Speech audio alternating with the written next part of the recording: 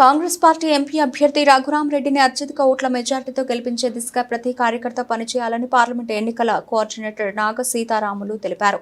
కొత్తగూడ నియోజకవర్గంలోని లక్ష్మీదేవిపల్లి మండలంలో రేగళ్లలో ఉపాధి హామీ కూలీల వద్దకు సిపిఐ, సిపిఎం నాయకులతో కలిసి వెళ్లి కాంగ్రెస్ పార్టీకి ఓటు వేయాలని అభ్యర్థించారు.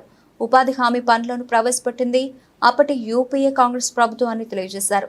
కాంగ్రెస్ పార్టీకి ఓటు వేయాలని కోరారు. ఈ కార్యక్రమంలో పలువురు కాంగ్రెస్ నాయకులు, సిపిఐ, సిపిఎం నాయకులు పాల్గొన్నారు. ఇవన్నీ కూడా మీరు ఒక్క సంవత్సరం ఓపిక పట్టండి. మేమేంటంటే 1 నెల 2 నెలలు కూడా అనట్లే, మళ్ళీ 4 రోజుల నాడు మీ ఊరు వస్తే మళ్ళీ నువ్వే అడుగుతావు. అందరితో ఒక్క సంవత్సరం ఓపిక పట్టండి. 1 సంవత్సరం ఓపిక పట్టిన తర్వాత ఇది తప్పకపోతే మమ్మల్ని